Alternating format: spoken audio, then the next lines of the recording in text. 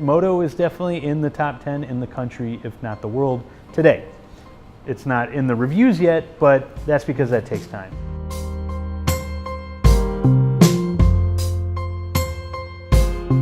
It becomes an experience rather than just food on a plate. You know, yes, we're working on innovative dishes and trying to make things that are creative, but what more can it be? Chef Homaro Cantu on the brink of conquering sugar. My God, this guy is going to change the world. This guy's going to save the world. We're going to be doing great things in the future. The world will shortly know what we have been up to. I'd like to introduce you to a bold new American thinker whose ideas may change the world. He didn't shoot for like little things, you know, he wanted to like go to that next level. Our ultimate goal is to eliminate refined sugar from the human diet. He wanted to improve people's lives because he knew what suffering was about.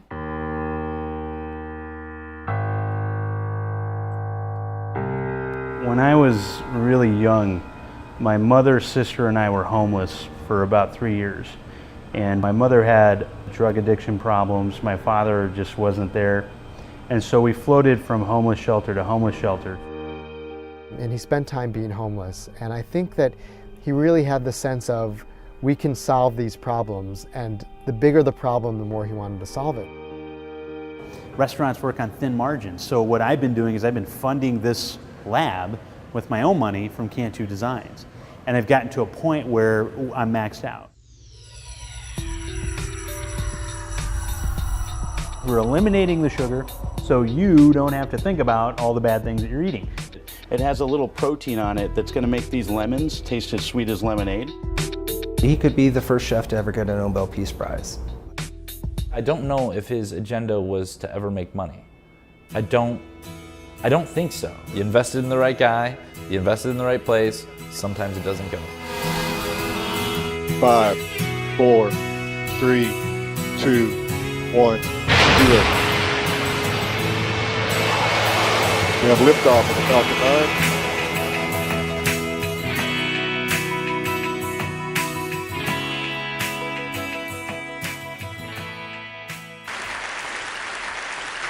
So I'm Ben, by the way. And I'm Homaro. And we're chefs. So when Moto opened in 2004, people didn't really know what to expect. A lot of people thought that it was a Japanese restaurant, and maybe it was the name, maybe it was the logo, which was like a Japanese character. But anyway, we had all these requests for Japanese food, which is really not what we did. And after about the 10,000th request for a maki roll, we decided to give the people what they wanted. So this picture is an example of printed food, and this was the first foray into what we like to call flavor transformation. So this is all the ingredients, all the flavor of, you know, a standard maki roll printed onto a little piece of paper. So our diners started getting bored with this idea, and we decided to give them the same course twice. So here we actually took an element from the maki roll and took a picture of a dish and then basically served that picture with the dish. So this dish in particular is basically champagne with seafood. The champagne grapes that you see are actually carbonated grapes. A little bit of seafood and some creme fraiche, and the picture actually tastes exactly like the dish. But it's not all just edible pictures. We decided to do something a little bit different and transform flavors that were very familiar. So in this case, we have carrot cake. So we take a carrot cake, put it in a blender, and we have kind of like a carrot cake juice. And then that went into a balloon frozen in liquid nitrogen to create this hollow shell of carrot cake ice cream, I guess. And it comes off looking like, you know, Jupiter's floating around your plate. So yeah, we're transforming things into something that you have absolutely no reference for. And here's something we have no reference to eat. This is a cigar, and basically it's a Cuban cigar made out of a Cuban pork sandwich. So we take the spices that go into the pork shoulder, we fashion that into ash. We take the sandwich and wrap it up in a collard green, put an edible label that bears no similarity to a Cohiba cigar label, and we put it in a $1.99 ashtray and charge you about 20 bucks for it. Delicious.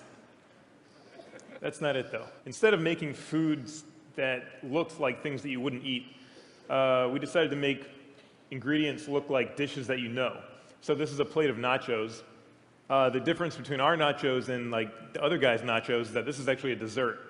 So the chips are candied, the ground beef is made from chocolate, and the cheese is made from a shredded mango sorbet that gets shredded into liquid nitrogen to look like cheese. And after doing all this like dematerialization and like reconfiguring of these ingredients, we realized it was pretty cool because as we served it, we learned that the dish actually behaves like the real thing, where the cheese begins to melt. So when you're looking at this thing in the dining room, you have the sensation that this is actually a plate of nachos. And it's not really until you begin tasting it that you realize this is a dessert, and it's just kind of like a mind ripper. So we had been creating all of these dishes out of a kitchen that was more like a mechanic shop than a kitchen. And the next logical step for us was to install a state-of-the-art laboratory. And that's what we have here. So we put this in the basement, and we got really serious about food, like serious experimentation. One of the really cool things about the lab, besides that we have a new science lab in the kitchen, is that with this new equipment and this new approach, all these different doors to creativity that we never knew were there began to open. And so the experiments and the food and the dishes that we created, they just kept going further and further out there. Let's talk about flavor transformation, and let's actually make some cool stuff. You see a cow with its tongue hanging out. What I see is a cow about to eat something delicious. What is that cow eating? And why is it delicious? So the cow basically eats three basic things in their feed: corn, beets, and barley. And so what I do is I actually challenge my staff with these crazy, wild ideas. Can we take what the cow eats, remove the cow, and then make some hamburgers out of that? And basically the reaction tends to be kind of like this. Yeah, that's our chef de cuisine, Chris Jones. This is not the only guy that just flips out when we assign a ridiculous task. But a lot of these ideas, they're hard to understand. They're hard to just get automatically. There's a lot of research and a lot of failure, trial and error, I guess more error, that goes into each and every dish. So we don't always get it right, and it takes a while for us to be able to explain that to people. So after about a day of Chris and I staring at each other, we came up with something that was pretty close to the hamburger patty. And as you can see, it basically forms like hamburger meat. This is made from 3 ingredients: beets, barley, corn. And so it actually cooks up like hamburger meat, looks and tastes like hamburger meat. And not only that, but it's basically removing the cow from the equation. So replicating food, taking it into that next level is where we're going. Word. And it's definitely the world's first bleeding veggie burger, which was a cool side effect. And a miracle berry, if you're not familiar with it, is a natural ingredient, and it contains a special property. It's a glycoprotein called miraculin, a naturally occurring thing. It still freaks me out every time I eat it. But it has a unique ability to mask certain taste receptors on your tongue, so that primarily sour taste receptors. So normally things that would taste very sour or tart somehow begin to taste very sweet. You're about to eat a lemon, and now it tastes like lemonade. Let's just stop and think about the economic benefits of something like that. We could eliminate sugar across the board for all confectionery products and sodas, and we can replace it with all natural fresh fruit.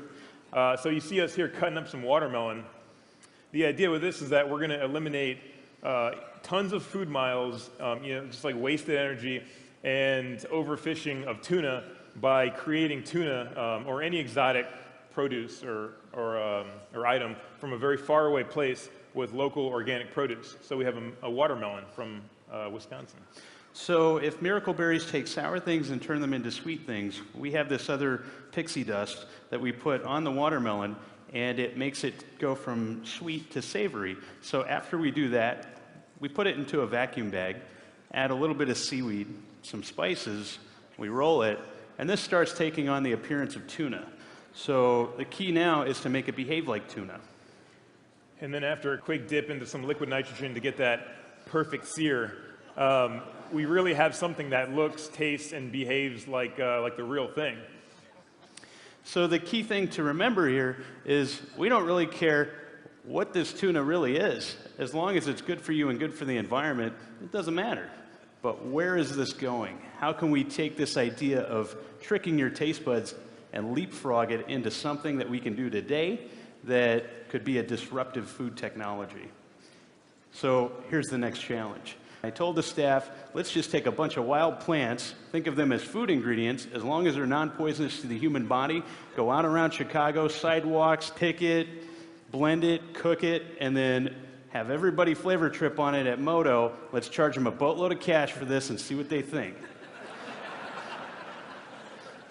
Yeah, so you can imagine a task like this. This is another one of those assignments that the kitchen staff hated us for, but we really had to almost like relearn how to cook in general, because these are ingredients, plant life that we're, one, unfamiliar with, and two, we have no reference for how to cook these things because people don't eat them. So we really had to think about new creative ways to flavor, new ways to cook, and to change texture, and that was the main issue with this challenge. So this is where we step into the future and we leapfrog ahead. So developing nations and first world nations, imagine if you could take these wild plants and consume them. Food miles would basically turn into food feet.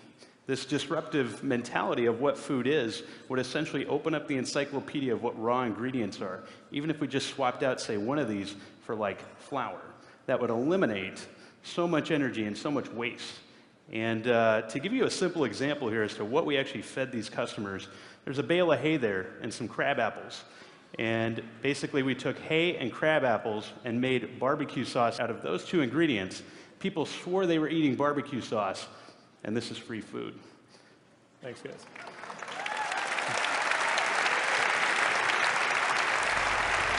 For many on the next list, innovation is equal parts inspiration and luck. For Chef Cantu, one of his wildest innovations came about when he stumbled upon the miracle berry. This remarkable little berry actually contains a protein called miraculin. It makes sour foods taste sweet, and processed into a tablet, it opens the door to endless new food experiences. What we're doing here is we're making something that we could actually serve at one of the restaurants, but it's easy to do for the home cook. We're going to do 2 sauces with some waffles. And these waffles are sugar-free. The sauces are completely sugar-free, and they're actually really easy to make. So the first one is going to be a caramel apple sauce, and all we're going to use for that is apple cider vinegar, some cornstarch, and water. And what we do is we just take some apple cider vinegar, and we crank that up. You're going to take a little bit of cornstarch and some of the apple cider vinegar, and you make a little slurry in there. Over about 10 minutes, after cooking it on slow and low, it'll thicken into something that looks just like apple caramel sauce. It's very vinegary, so when you eat the miracle berry, it tastes as sweet as apple caramel. Very cool. So the benefits here with something like that is there's no sugar, and you can't really fool a kid. They want sweetness, and in this case, we're going to pair it up with some waffles. You like miracle berry? Yes. How about you, Gracie? You like them? Okay, good. Good job. You're hired. So yeah, there's a huge opportunity here for sugar companies, food companies, research and development companies in food to just rethink all of their products and start really a whole new economy of sweetened products that have no sugar additives, or sugar substitutes. Yeah, let's go ahead and give you your berry. There you go. Suck on it like a cough drop. Okay? There you go. How's it taste? Like strawberry. Like a strawberry? Oh, that's a new one. Okay, go ahead and eat your lemon. Is it sweet or sour? Sweet. Sweet. All right, so our overnight sourdough waffles are done. And we're going to sit down and eat. Do you want both kinds of sauce, girls? We have carrot cake and caramel apple. Caramel apple. Okay, good.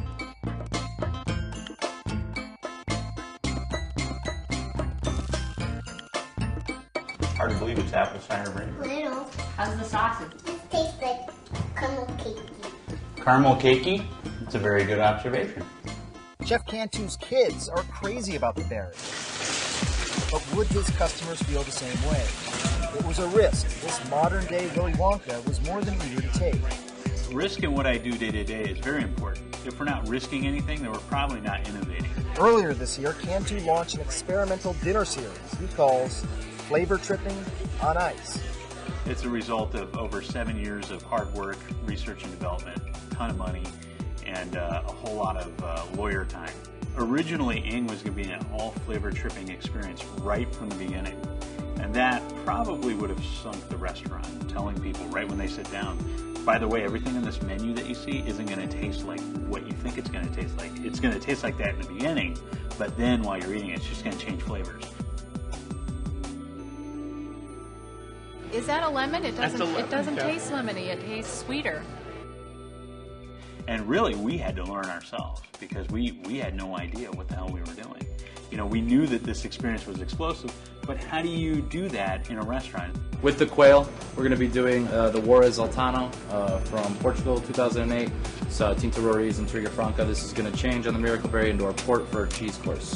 In the center of the plate is a Shropshire, that's a actual blue cheddar cheese. On the far side, the one that looks like Parm is 100% apple that we set. The graham crackers in the bottom is the only thing that really constitutes any sugar whatsoever. A fresh Braeburn apple, it's been sliced on the side.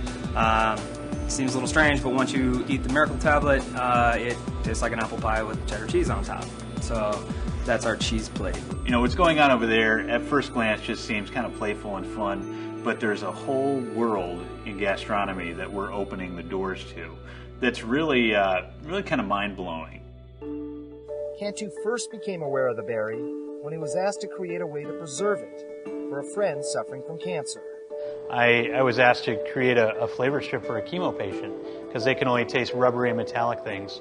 And so I basically shipped out these printed food strips with Miraculin on them, and it worked for this chemo patient. They could taste food again.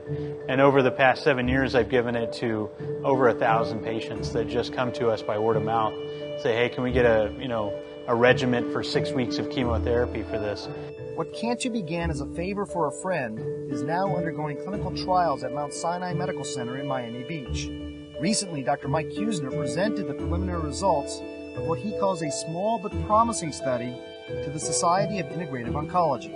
Results of the study on chemotherapy patients appeared to be beneficial. 48% of the patients reported an improvement in their taste, and 14% of the patients that underwent study with the Miracle Fruit had an improvement in their weight. Dr. Kusner is also studying how the Miracle Berry might affect glucose, or blood sugar levels, in healthy patients. We have a problem with food addiction in our country. Diets don't work, and people that go on diets go on and off. You've never heard anybody ever say, boy, I really enjoyed being on that diet. That was awesome. You know, that just doesn't happen. We're trying to take the other approach. We want to give you food products like this waffle that taste better than the real thing, just because of the way it's made. And, you swear you're ingesting tons of, calories from sugar, but there's nothing there.